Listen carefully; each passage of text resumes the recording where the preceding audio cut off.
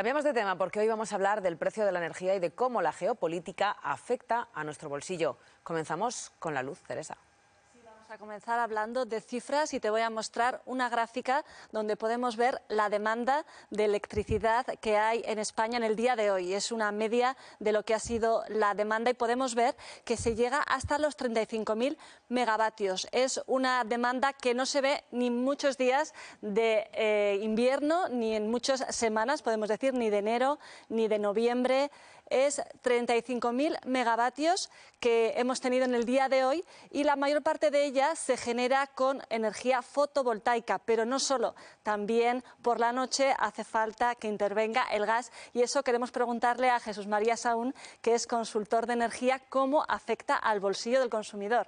Así es, pues mira, me encanta esta gráfica porque la verdad es que resume muchísimo lo que está sucediendo durante estos días de verano.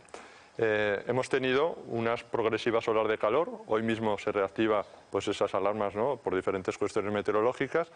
¿Y qué pasa? Pues que mientras ahora estamos hablando, el 50% de la electricidad generada y consumida en nuestro país proviene de la energía solar fotovoltaica, una energía continua y supuestamente barata, ¿no? Pero ¿qué pasa con el otro 50% restante? Esa hay que satisfacerla de muy diferentes fuentes de energía. Una de ellas, y principal, es el gas natural. Mientras que el viento y el sol en la pasada primavera, que fue dulcísima en precios de la electricidad, que fue muy barata, están reinantes, va todo bien, pero cuando entra el gas natural los precios suben. Y eso es justamente lo que tenemos a día de hoy. Precios altos, sobre todo durante la noche, cuando la energía fotovoltaica ya no está en acción. ¿Esto significa que pagamos más luz dependiendo de a la hora a la que la consumimos? Por supuesto, y esto es una buena pregunta, la verdad. 8 o 9 millones de españoles tienen un contrato PVPC, un PVPC que es el precio virtual del pequeño consumidor, que se va adaptando a los precios horarios en una fórmula que también va al mercado de futuros, pero principalmente fluctuando conforme van pasando las 24 horas del día. Si estás en el mercado libre, puedes tener una tarifa indexada, es decir, que fluctúe como fluctúan los precios de la electricidad horarios, o una tarifa a precio fijo.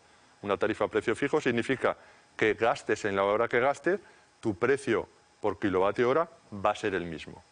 Sea como fuere, eso te afecta igualmente, porque aunque tú tengas un precio fijo, si tú gastas mucha electricidad, pues la electricidad que tú pagues en tu factura mensual va a ser más. Pero evidentemente hay dos factores multiplicadores. ¿Cuánta energía consumes? Volumen. ¿Y a qué precio vas a pagar ese volumen? Que son las dos cosas fundamentales que todos los aragoneses, como digo yo siempre, se tienen que poner delante de su factura, analizarla.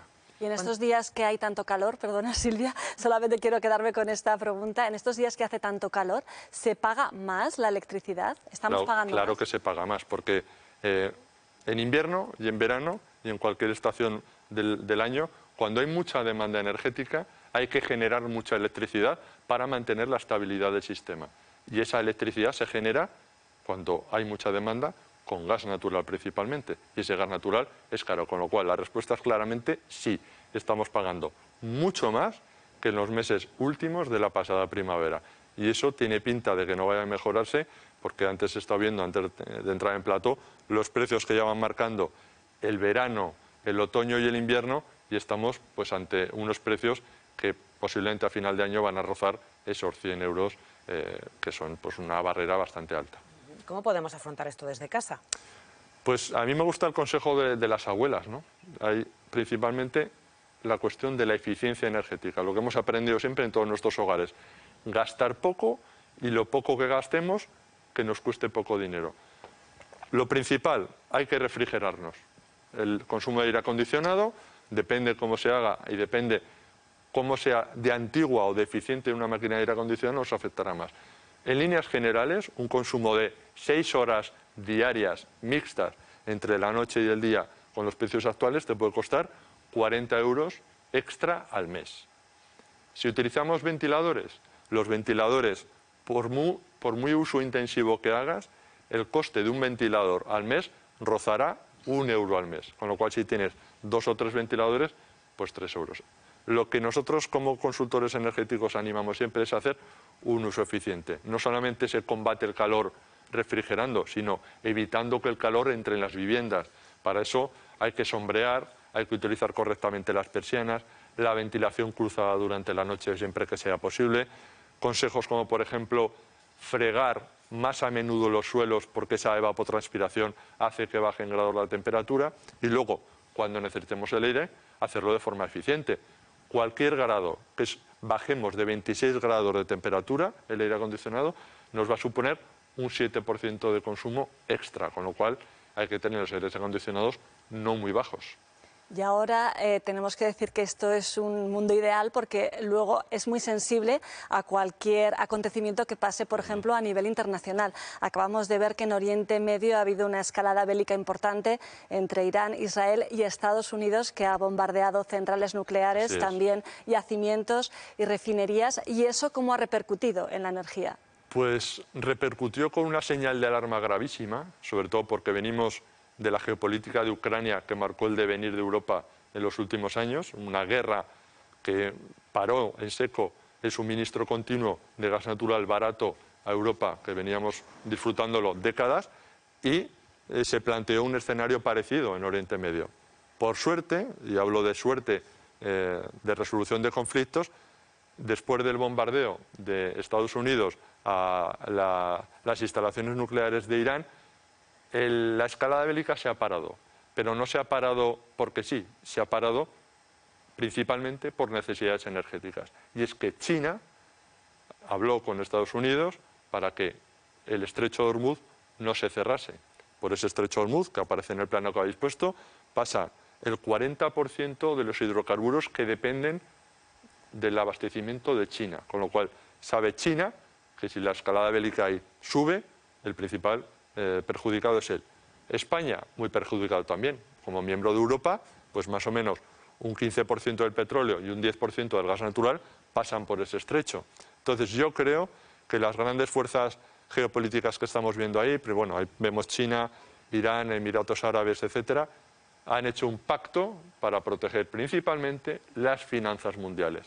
No tanto pensando en la sociedad civil, no tanto pensando en una resolución de un conflicto humanitario, sino sobre todo en mantener el suministro continuo de hidrocarburos y de gas natural y de petróleo a todo el planeta. Nos preguntamos cómo está afectando esto a los carburantes. Saludamos ya a Pilar Soto, y es la presidenta de la Asociación de Estaciones de Servicio de Aragón. Buenas tardes, Pilar. Hola, muy buenas tardes. Encantada de estar con vosotros. Pilar, ¿esto se está notando a pie de gasolinera? A ver, lo estaba diciendo el compañero, ¿no?, que ha hablado hace un momento, ¿no?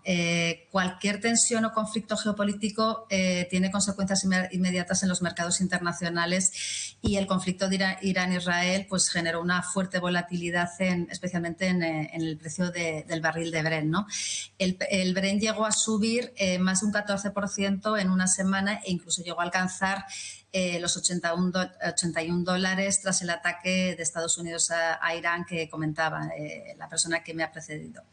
¿Y por qué subió tan rápido? Pues también lo ha comentado, pero bueno, creo que hay que resaltar que bueno, fue por un temor, ¿no?, a las interrupciones en el suministro desde Oriente Medio y por el riesgo a ese cierre del estrecho de Hormuz, ya que pues bueno, el 20% del petróleo mundial, el compañero ha dicho lo que consume China, o sea, lo que proviene de China, pero el 20% del petróleo mundial transita por este estrecho.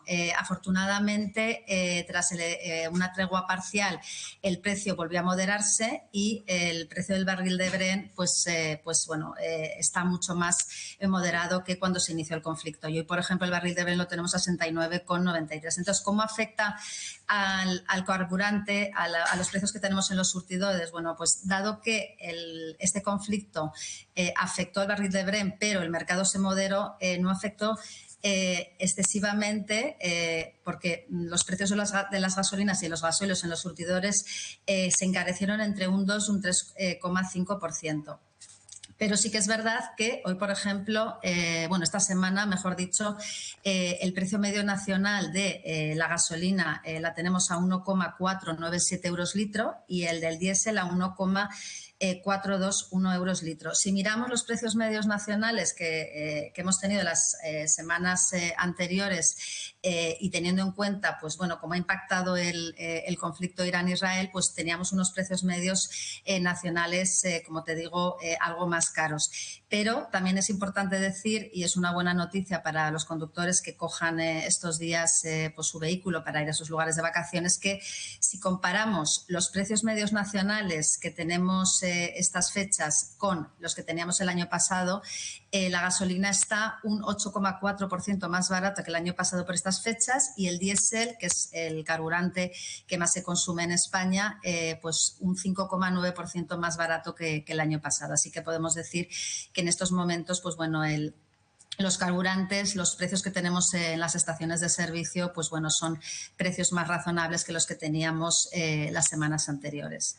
Pilar, hola, buenas tardes. Estás comentando que en estos momentos los precios de carburantes están más baratos que el año pasado. Es cierto que durante el conflicto se disparaba el barril de Brent, pero sin embargo eso no se traducía directamente en el precio de los carburantes.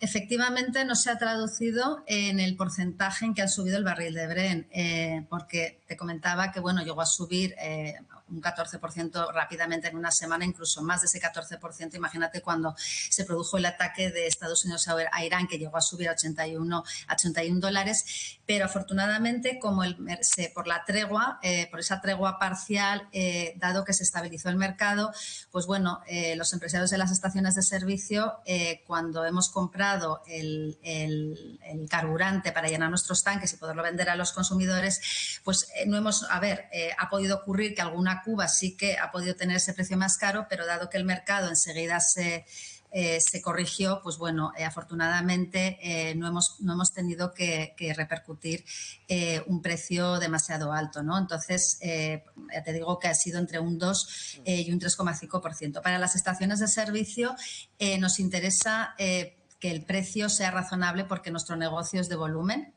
Yo hablo por las pymes, no por la petrolera, aunque tengamos una bandera u otra. Y como nuestro negocio es de volumen, nos interesa poder poner en el monolito, en los surtidores, un precio razonable, porque está comprobado que cuando el precio es razonable, pues incentiva el consumo. Con lo Pilar. cual, pues bueno. Sí, perdona. Bueno, gracias por habernos aportado todos estos datos. Vale, gracias. Un saludo. Gracias. Muy buenas tardes. Buenas tardes. ¿Dependemos todavía mucho del petróleo? Hombre, claro que dependemos del petróleo y de los hidrocarburos en general. España es el paradigma y Aragón, nuestra comunidad autónoma, la estrella española dentro de la generación de energías renovables. Pero yo creo que luego hablaremos de eso. La energía renovable tiene todavía el reto del almacenamiento, un almacenamiento que permita modular el consumo cuando no sopla viento y cuando no luce el sol. Mientras no exista esa solución, en la cual se está investigando y trabajando continuamente, pues todavía vamos a depender de fuentes de energía como los hidrocarburos que permiten activar un botón y generar una caldera o generar un motor de combustión que produzca electricidad, produzca movimiento, produzca calor. Entonces todavía falta un reto muy grande y no hay que pensar más que en un planeta muy general y muy asimétrico, en el cual hay economías que no están pensando en las fuentes de energía renovables, sino que todavía están muy centradas en el consumo de hidrocarburos. El mundo es muy grande y a veces hay que abstraerse y pensar en todos los miles de millones de personas que somos y que dependemos todavía mucho de eso. Bueno, pues también queremos saber cómo afecta la geopolítica a los precios. Saludamos a Camilo Deza, economista. Buenas tardes. Hola, buenas tardes. ¿Qué repercusión ha tenido todo este movimiento geopolítico en los precios? Bueno, pues en el índice que hemos podido ver adelantado de junio, en cuanto al IPC, tan apenas se han sentido estas tensiones.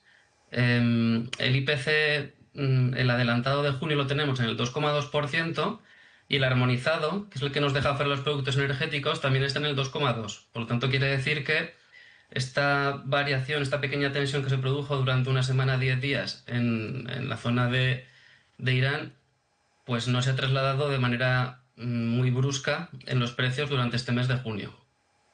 Pero es verdad, Camilo, hola, buenas tardes, que siempre estamos mirando a lo que pasa geopolíticamente, a lo que pasa más allá de nuestras fronteras, y es cierto que esto puede repercutir tanto en la actividad empresarial, en la industria, en los tipos de interés. Nos fijamos mucho en lo que pasa fuera de nuestras fronteras.